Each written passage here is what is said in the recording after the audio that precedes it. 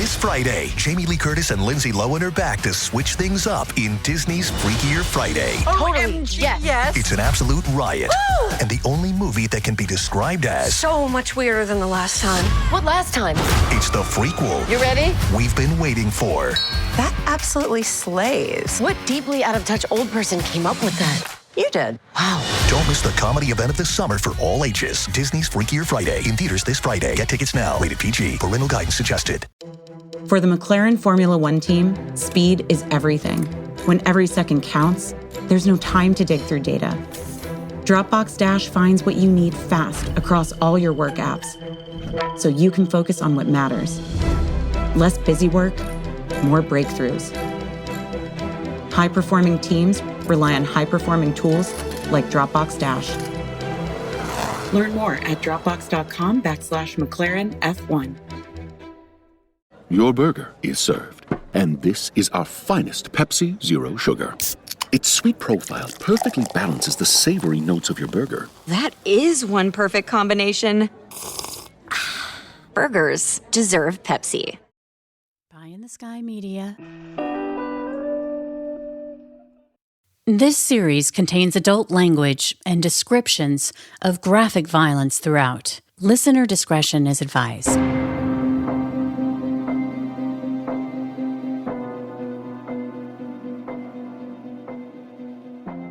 Three, two, one. Hello, Murder Chronicles Nation, and welcome back to another bonus episode. My name's Branden. I produce the show. I'm joined by the radiant Carolyn Osorio in a lovely, is that a light blue, like a royal blue outfit that you're wearing? It's a great color on you. It's like blue. It's like blue. Like a sky blue. It's almost a Twitter blue, a little darker than a Twitter blue. It's very nice. Yeah, very nice. It's my jam. Thank you. You're welcome. You're welcome. How are you doing? Did you have a good Memorial Day? Had a great Memorial Day. How about you? Yes. If anybody this morning woke up and was chagrined that the new episode wasn't waiting, I apologize. It was not uploaded until noon Pacific time. My bad. I just didn't click the little finish button. Mm-hmm. I apologize. That's a key to finish. That is, I know that is. Finish what you started. Hopefully it was worth the wait. This episode I found particularly disturbing because I was surprised at who the victims were. And it made me really angry and sad. And it wasn't the normal, I thought he was going to try and kill his parents because he wasn't getting his way. And I'm going to stomp my feet. But like our heroes died in this. And that is really fucked up. But anyway, we'll get to it. So I love the title, Spoiled Rotten. At first I'm like, that's a little soft of a title for something so terrible. But the character, the main guy in this was just such a little shit, right? That he doesn't, right? He doesn't deserve a grander kind of title than that. So I agree with the title. Yeah. I just, all that vitriol and all that feeling of like, I think you and I both have issues with entitlement, right? In the previous episodes. And this is so many levels of entitlement. And like you said, it's his parents were really lucky that he didn't target them. Yeah, I know. Whatever life insurance they may have, There are such larger themes here in play in this episode that I've been chewing on for the last 24 hours.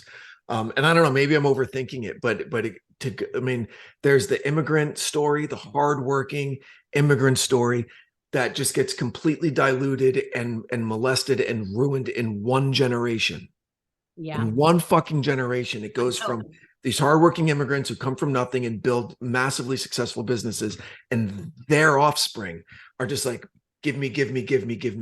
I want this. And that's technically it was two generations because the parents were actually from China. And then, yes, but to your point, it didn't take long. Because the parents of the immigrants were so hardworking.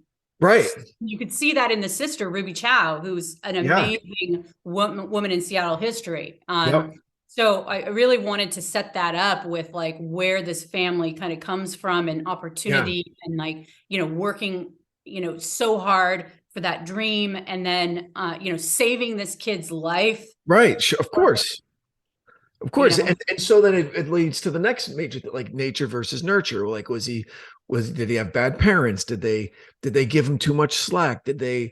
Obviously he was the favorite son, okay, over the other adopted girl, right? Like that they just shit on forever. Or was it him living in the abundance of America in the 80s and 90s, right? Did that infect him, So, but there were a lot of people that worked their asses off who came up in the 80s, where you're looking, there's two of them right here, right? You and I, we were kids in the 80s, right? We got shit done, Oh yeah.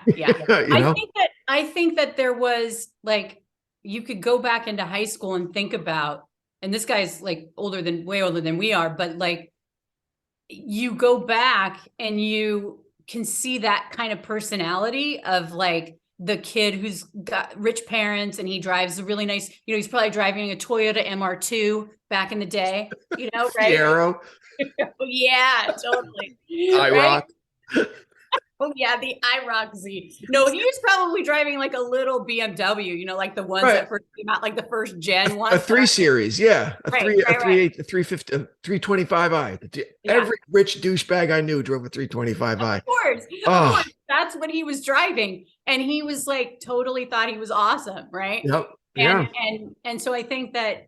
And his parents are putting in 12-hour days in the factory. I think they probably were putting on 15. Exactly. And both of them. So I think that there wasn't, he was left to his devices to just torture his older sister who was shy and just kind of quiet. And like, he probably made her life a living hell if she walked out the door and then didn't even like get a ride with someone. Just walked. Freeway. Yeah, that's great. I love that about her. I'm like, good for you, bro. Go get it. Because it's a fucking dead end under that roof, so get out of there. So again, I don't know if you remember last week, everyone was a J word, like Jerry or Gina or Johnny or Julie or Sherry or whatever. And this week, all the names rhyme. Like, what are their names? Mary and Pang and. Oh, I know, Mary and Harry. I know. I was messing up with that. So, and then I was like, am I in like Harry Met Sally? Like, right. Mary and Harry Pang. Yeah. So I also liked the kind of truncated history of the TV dinner. Like that was super cool, right? Yeah. Pre-microwave. Mm-hmm. Right, you had to cook them for a long time. You had to cook them for like. I had to stop myself from putting in that detail, but you had to put 45 minutes or something. Like 25 minutes on 400 degrees. 25 minutes. I never had any in my house. Okay, but a good friend of mine, his grandfather lived with them, like in the back house or whatever. Like my dad lives with us, and that motherfucker loved his TV dinners. Okay. And so, but he was diabetic. I remember this like it was yesterday, right? But he was diabetic, so he couldn't eat the little 3-inch by 2-inch chocolate cake. Right. Okay. And I loved going over to his house because I knew I could have, and that chocolate cake was fucking delicious. It was great. It was great. Like I haven't found its equal yet. So was it an actual TV dinner or was it then a microwave dinner? No, it was an original like metal tray. I remember it came in like a metal tray. Fucking TV dinner. That was all that this guy would eat. Yeah, he loved them, but he couldn't eat the chocolate cake. Oh, that's cool. I know. I might know a guy who could take care of that cake for you, buddy. So yeah, so that was really interesting. And then I wound up reading a little bit about Chinese food in the United States. That if you go over to China, that's not what you're going to get.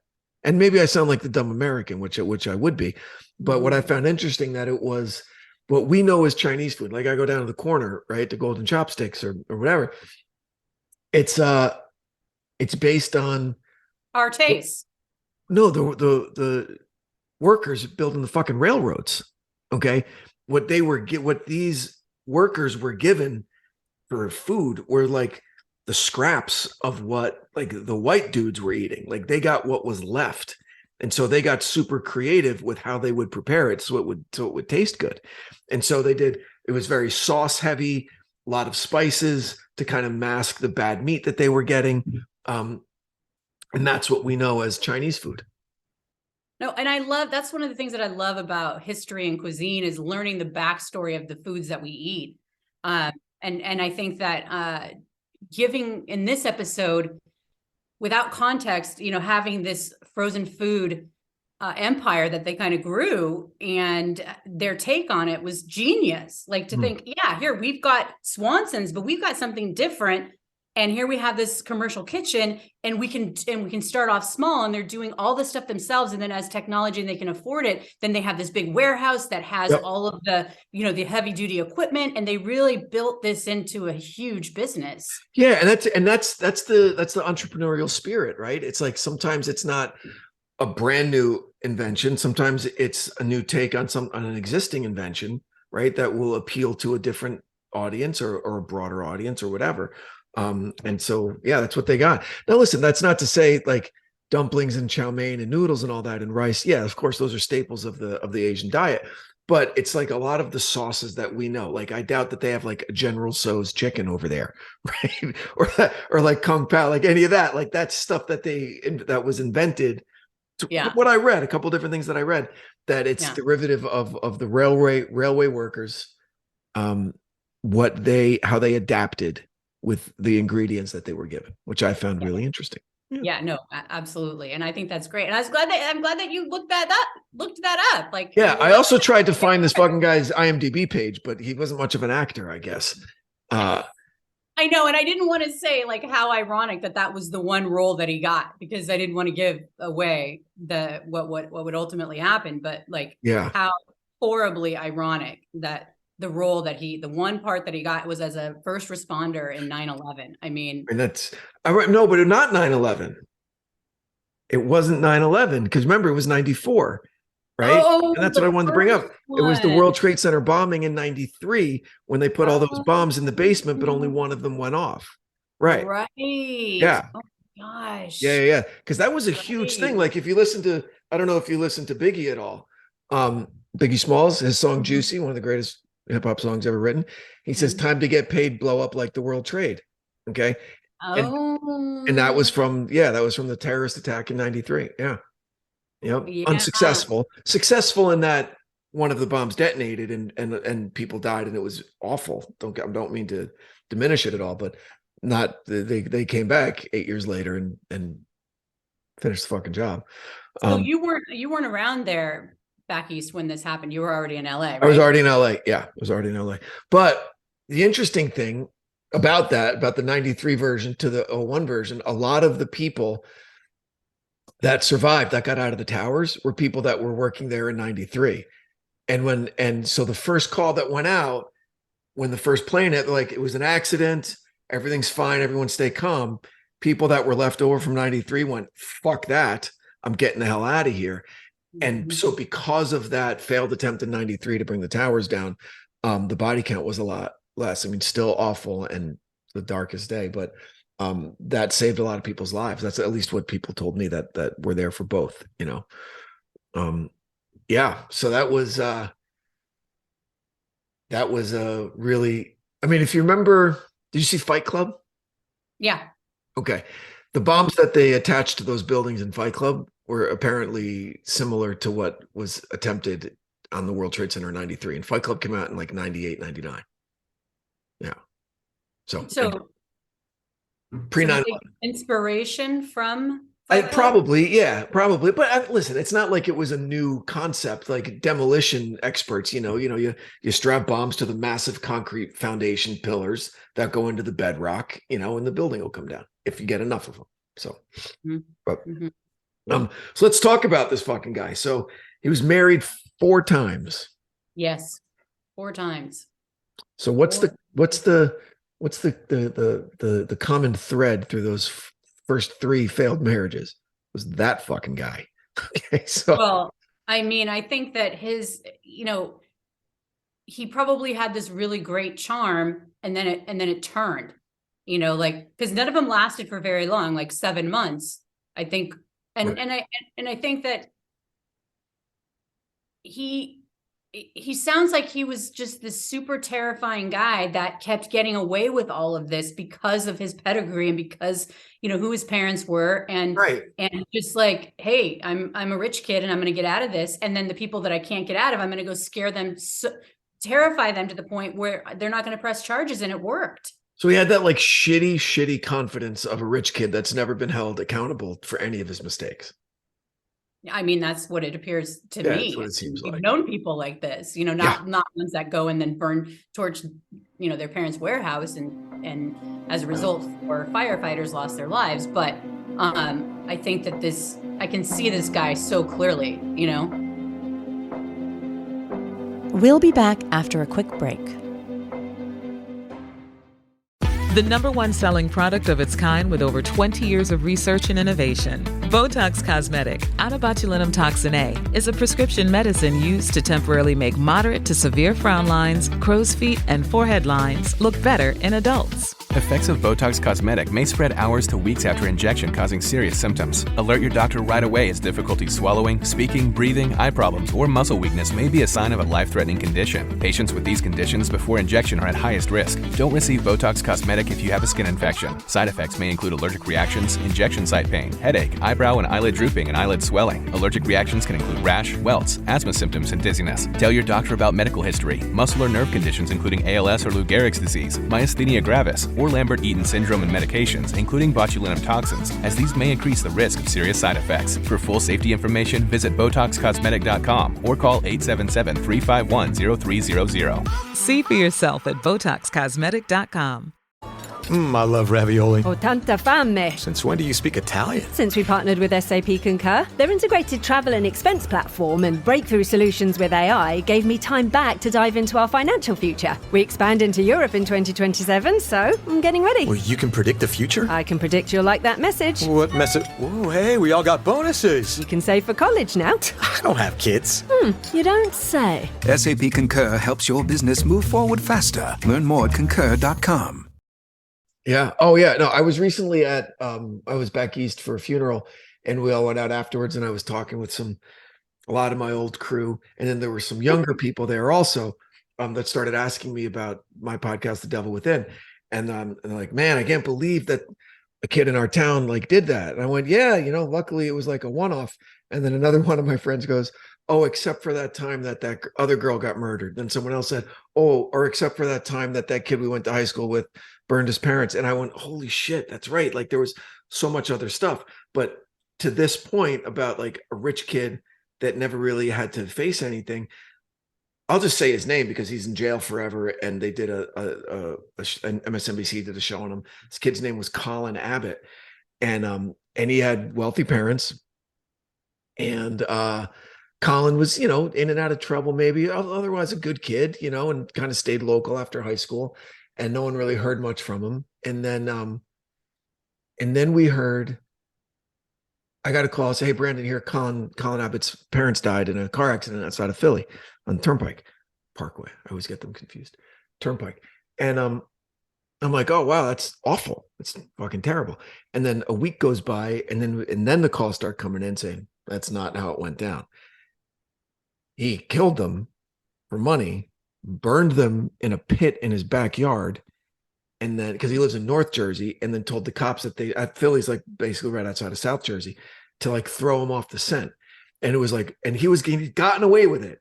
And then one junior detective, just to close the case file on it, called down south to make sure that there was a vehicular fatality on the turnpike that night, and there wasn't at all. So they reopened it and came up and started asking. Wait a second. Yeah. Rewind. Did you go to high school with this kid? Yeah.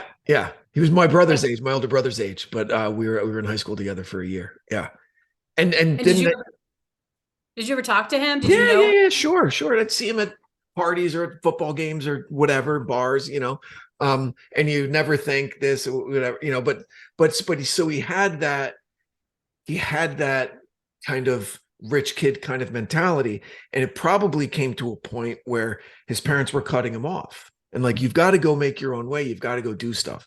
And rather than kind of face that prospect of living life without a safety net anymore, he's like, fuck it, They have a huge insurance policy. I'm the only beneficiary, right? So if they're gone, everything's mine. So I'll just fucking get rid of them.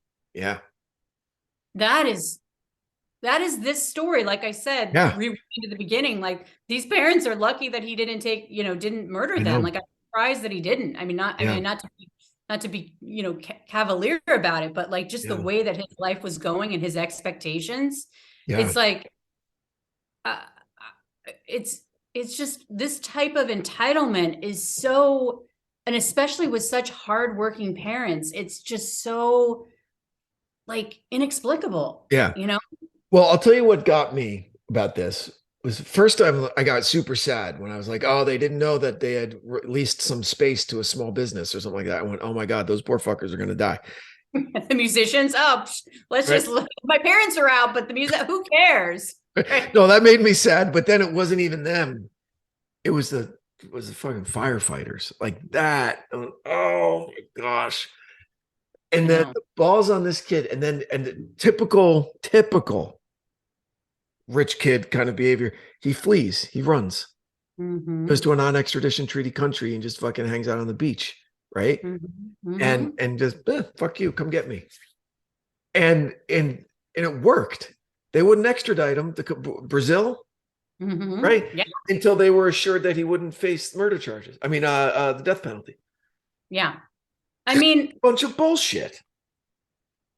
I mean, not really. I mean, he played the game. Yeah, of course, he played the game. But if he would have put, that's the thing. Like, he could have gone back, and that's part of the thing with the TV dinners is that, like, he could have rolled up his sleeves and been like, okay, because he thought he was too good for the fast food or for the frozen food business. That's why he didn't do it. Yep, he's like, I'm not gonna do that. I'm too good for that. I want to be an actor. I want to be like, I mean, his parents, did they have a safety net? Like, he didn't care about any of that. Nothing. It totally reminds me of the book, The Giving Tree. Have you ever read that thing? Of course. I want to smack that tree in the face and say, grow some balls. Say no. My God. I love that tree. I can't stand the kid. I mean, I love that. Whose fault is, if the kid's a dick, isn't it the tree's fault for not once making him say, go do it on your own? I'm not going to give you my branches. No, because that's the thing about like the sacrifice of parents. It's innate. Like, I remember this first feeling when I brought my firstborn daughter home. It wasn't like the day of the birth, but it was, it was not 3-4 days. Yeah. And we had these stairs in our backyard that, parked the car and you're going down these stairs, and they were like the concrete stairs. And then there was a railing on the left side, or maybe it was the right side anyway. And so I was going down the stairs and I tripped on my feet. I tripped under my feet. And I had thanks for that concern there, Brandon. Oh, I was like, how's the baby? No, but see that in that moment, it was a life-changing moment because I had a tiny, less than a split-second moment to save myself and grab the rail or hold on with both hands and protect the baby. Did you go down? Did you like fall down the fucking stairs? I went down. Shit. Yeah. But fortunately, the way that I fell, it wasn't anything. It was like, it was more like, what an idiot I am. Oh my gosh. Thankfully it was like, one of those like moments of like, what just happened? Yeah. But that feeling that's always stayed with me, that feeling of protection, and you'll be willing to do anything. Yeah. It shifts from being a completely selfish person and living for yourself and becoming a parent. And so when I look back at The Giving Tree, like when I read that as a little kid, I loved that book. And then coming back as an adult and reading it to my children for the first time, it was like, I freaking hate this book. This is so sad. The tree should have not given him his branches, but Yeah, that's the question. Like, where should the Giving Tree have drawn the line? After the apples? Okay, I'll give you the apples because I could grow more apples. But if I give you all my fucking branches, there's no more to give. Oh, you want the trunk? Okay. So the tree's a stump, and then the stump straightens up when he comes back as an old man for a place to sit. Fuck that. I completely agree. Yeah, right. I mean, I have a different feeling now when, if the kids are entitled, if I feel that way, it's like instantly I'm just kind of like, wait a second, like as much as a parent, I may feel like I want to give them everything. I know that in doing so, you're going to create a monster, and it's hard to do that. But it's hard to say no. But fortunately, I grew up and we weren't wealthy at all. Yeah. And so I have that in my back pocket of like, I had to work for what I got. Sure, me too. Yeah, I had jobs when I was 14, 15, working. It's like Shaquille O'Neal. He gave a great interview. Because he's got so much money and he's earned every penny and he's a great entertainer and he's one of the best athletes to ever play basketball. He goes, and one day one of his kids came up to him and said, "Dad, we're rich, right?" And he goes, "No, son, we're not rich. I'm rich. I'm rich." Right? No. I watched something with Deion Sanders. There's an HBO thing out that was so good about him with his team and all that. But like his kid was like, he's got all these kids, and his kid was like, yeah, my dad's rich, but he grew up in the hood, and so there's no way they're getting any, they have to earn, I'm sure he's very generous, but they have to earn what he gives to them. And so, I think that even that can go sideways, because I heard like who's the Star Wars director again? George Lucas. George Lucas. Like, I guess he just kicked his kids out at 18. And I don't know if this is true or not. I feel like I read something about that because it stuck with me about that. Seems a little crazy, right? Maybe. Who knows what maybe his kids were dicks. I don't know. Right. But just in the theme of like, you're out. I guess I just don't. Anyway, we could go back and forth on this, but like, I don't think that once they're 18, they're just like out of the nest. Right. Like, that could be the best thing that you do for your kids. I really don't know. I really don't. I watched my brother leave for school and just piss all the money away in 2 years before he flunked out. He just went to fraternity parties and never went to class and just wasn't ready. So when I turned 18, I'm like, I don't want to be that kind of financial burden on my mom or anybody. I had great grades, but I just like, I want to do other shit. No one had to kick me out. Like I was gone the day I graduated high school. I just need to get out. I think it really depends on the kid. I really, really do. Yeah, I agree. I agree. So, but this guy should have been, I don't know. I don't know what his parents did or didn't do, but clearly his behavior. But he's a piece of shit because listen, he moved his own stuff out of the building before he burned it. Oh yeah. Okay. Yeah. Right. Yeah. Like, absolutely. Come on. Right. He had those dollar signs in his eyes. And I think we've done enough of these cases where I feel like people don't really think about what they're doing because they're so caught up in what they are wanting. Yeah. Like they're not thinking the steps like, okay, wait a second, maybe I shouldn't move everything out of my parents' warehouse that I'm going to burn down to the ground and leave my racing fuel because, they're going to do an investigation. And it'll be obvious that I saved my own obvious. Shit. But it's that hubris that I'll get away with it. I've gotten away with everything. It's all good, Exactly. And so he was convicted of manslaughter, right? Yeah. Did he ever actually admit to starting the fire? Well, from what I've read is when the FBI picked him up because they worked with the Brazilian police. Right. And they interrogated him. I guess he did admit to it then, but he said his attorneys would later say that was a coerced kind of a confession. But he ultimately, pled guilty of 4 counts of manslaughter. So I feel like in and of itself, that's an admission. Yeah. You're saying I did it, And then the coup de grace, just the chef's kiss, was that he tried to open financial accounts or bank accounts in the names of the dead firefighters and the witnesses. Because is that not? And then part of that scheme too was also to try to bilk VA benefits. They weren't able to totally prove that, but it was alleged that that's what they were trying to do. The guy has no shame whatsoever, and clearly didn't learn his lesson. Is he out now? Is he out? He's out. Yeah, he got out in 2018, and he didn't. Got to be in his on 60s. parole. Yeah. Right. No parole. That was an interesting little tidbit. Parole. Also, I had to look that up. Also, so no parole. Mm-hmm. But so he's out, and I'm sure his parents are gone. I would imagine. Yeah. His mother died in 2009. His father in, I believe, 2004. Wow. But even that letter that he supposedly sent to his mom when he was in prison and was like, hey, before you die, make sure you leave enough in my will that I can buy a sailboat and float around the world and do good deeds for people. I mean, is that not he's a meme monster. Just what am I going to get? I've got to get stuff for me. Yeah, you're dying and I'm sad, but make sure you leave me a boat. Okay. Like what?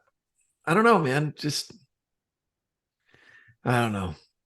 Where does it come from? Can you imagine what that community felt like when they found out that it was arson, that these men lost their lives battling a blaze, going inside of there, not realizing that the bottom was about to drop out of them, on them. And that it was purposely set.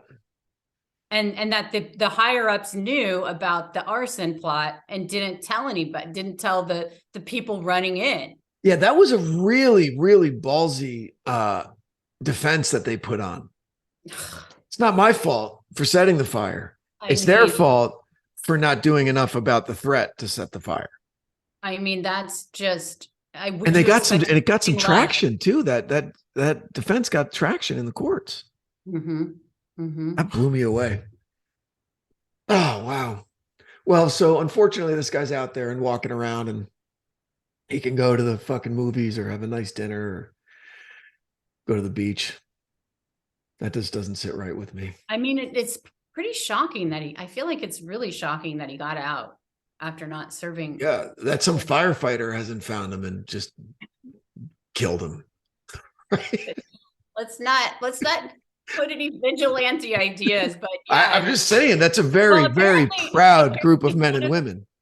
I read something in like the Tri-City Herald about when he was put up for parole, or no, when he was, I guess he was going to try to change his name back to his original birth name, his Chinese name from his birth parents.